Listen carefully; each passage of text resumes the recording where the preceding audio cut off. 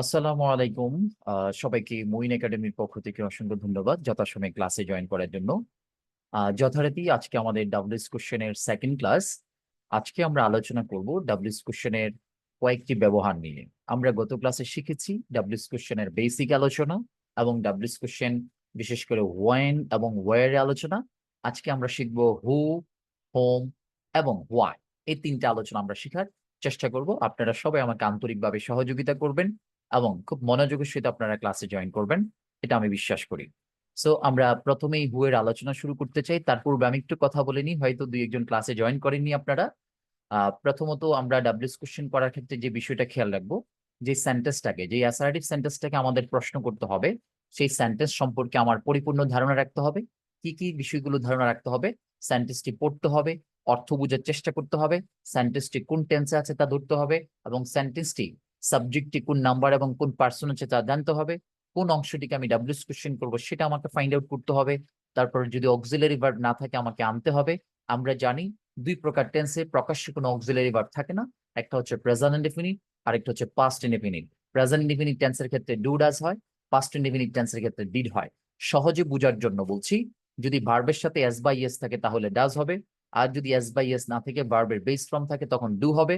আমি তাও বলে দিয়েছি, আই, উই, ইউ, দে এবং নাউন প্লুরালের ক্ষেত্রে ডু বসে, এবং হি, শি, ইট এবং নাউন থার্ড পারসন সিঙ্গুলারের ক্ষেত্রে ডাজ বসে।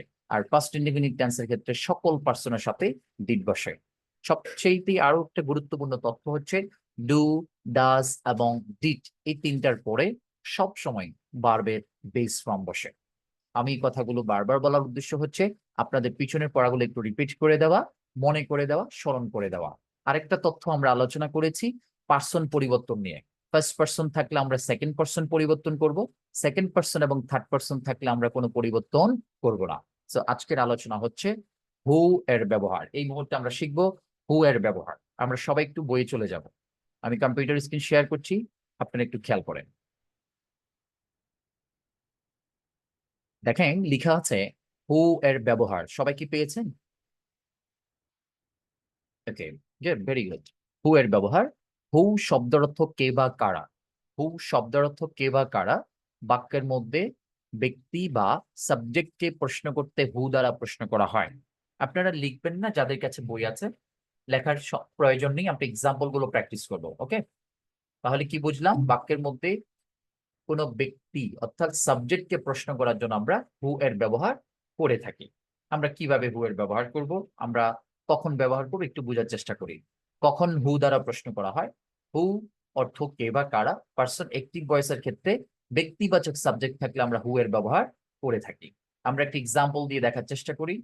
আমার সাথে একটু একটু বলেন তো, কে বলবেন যার এখানে নেটওয়ার্ক আছে, একটু একটু বলেন আপনারা। একটু পড়বেন কে আমার সাথে, একটু কে পড়বেন? সুবর্ণা আক্তার আপু, প্লিজ যদি বাসায় কোনো সমস্যা না থাকে একটু পড়েন। জি, আনমিউট করেন। একজন আমার সাথে কথা বললে হবে কি, আমি বুঝতে পারবো। ওকে, শুনতে পাচ্ছেন? ওকে, ওকে, থ্যাংক ইউ। এই এই এই বাক্যটা একটু পড়েন তো আপু, এই বাক্যটা একটু পড়েন। Rahim took the money. Rahim took the money। Rahim took the money। এই বাক্যের সাবজেক্ট কে বলেন তো?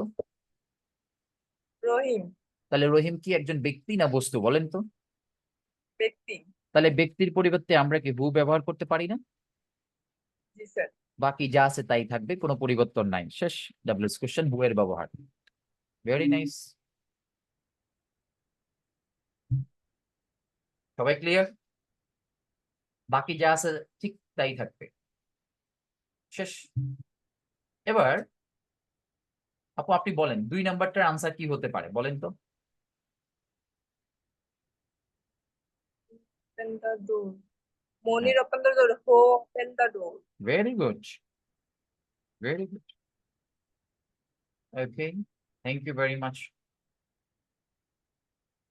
3 নাম্বারটাতে যাবো আমরা, নাম্বার 3। 3 নাম্বারটা কি হবে বলেন তো? The man has done the work. কি হবে বলেন তো? Who done the work? Who has done the work, আমরা তো দা মেন কে বাদ দিব না, তাহলে দা মেন কে যদি আমরা বাদ দিই তাহলে আমরা বাকি সবটাই তো আমাদেরকে রাখতে হবে, রাইট? Yeah. ওকে, এবার আসেন, the boy will go there, the boy will go there, এখানে কি হবে বলেন? Who will go there? Who will go there, এটা বুঝেন নাই এমন কেউ আছেন? এই যে এক্সাম্পল গুলো আমি প্র্যাকটিস করলাম, এই এক্সাম্পল গুলো বোঝেন নাই এমন কেউ আছেন? থাকার কথা না। ক্লিয়ার? এখন অনেকে ভাবছেন যে ভাইয়া পরীক্ষা যদি যদি শুধু হু দিয়ে লেখা যেত কি চমৎকার হতো, কত ভালো হতো, ঠিক না? তাহলে তার কোনো জটিলতাই নাই। যেমন রহিম ওয়েন্ট টু ঢাকা, রহিম ঢাকা গিয়েছিল, আমরা সেটাকে প্রশ্ন করতে পারি যে হোয়ার ডিড রহিম গো, রহিম কোথায় গিয়েছিল? এখন ধরেন আপনি পারেন না হোয়ার দিয়ে কিভাবে প্রশ্ন করবেন, তখন আপনি লিখবেন হু went to Dhaka, who went to Dhaka, শেষ, প্রশ্ন হয়ে গেল। আপনার সেন্টেন্স ইনকারেক্ট বলার কোনো সুযোগ নাই। আমরা ডাব্লিউএস কোশ্চেনের শর্টকাট কিছু টেকনিক নিয়ে বলবো লাস্ট ক্লাসে, 10 মিনিটে ডাব্লিউএস কোশ্চেন শেষ হবে যে ইনশাল্লাহ, লাস্ট ক্লাসে 10 মিনিটে শেষ হয়ে যাবে। সো এর আগে আমরা ডিটেলস একটু জানার চেষ্টা করি এবং বোঝার চেষ্টা করি।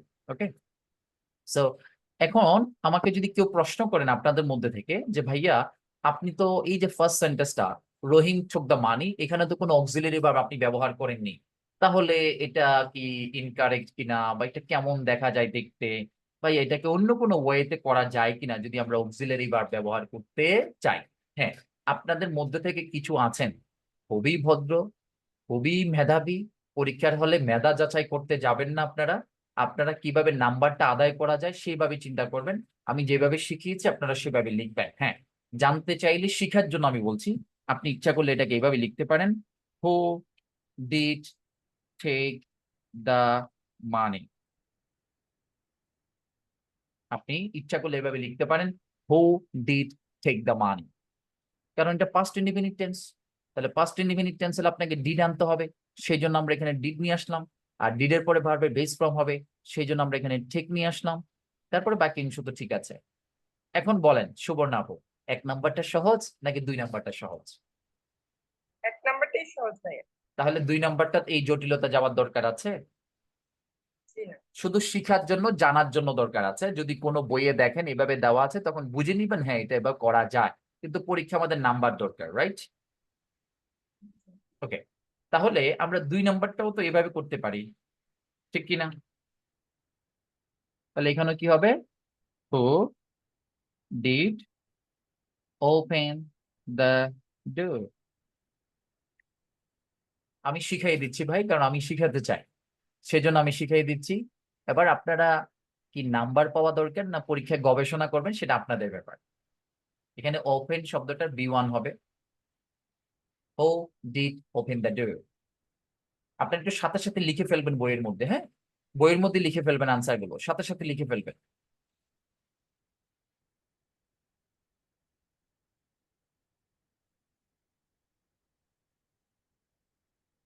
ওকে, 3 নাম্বার আনসারটা আমরা লিখতে পারি হু, ও 3 নাম্বার তো অলরেডি অক্সিলারি এখানে দেওয়া আছেই, সো এটা এইভাবে হবে হু has done the work, already এখানে অক্সিলারি দেওয়া আছে, সো আমাদেরকে এইভাবে লিখতে হবে, ফুল সেন্টেন্সটা লিখে দিলাম, who has done the work. 4 number টু সিং, who will go there, who will go there, who will go there.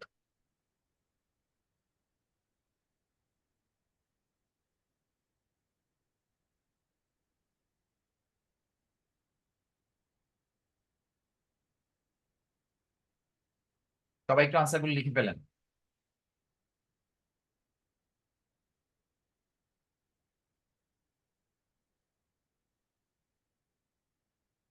Masuma madam আপনি কি বুঝতেছেন?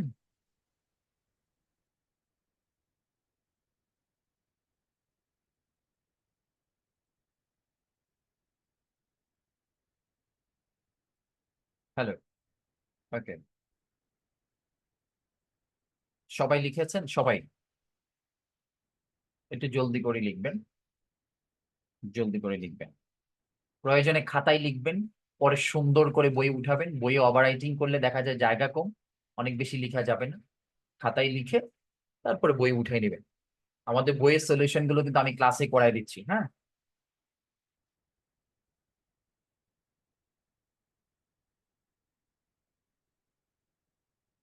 সবাই লিখেছেন? ওকে।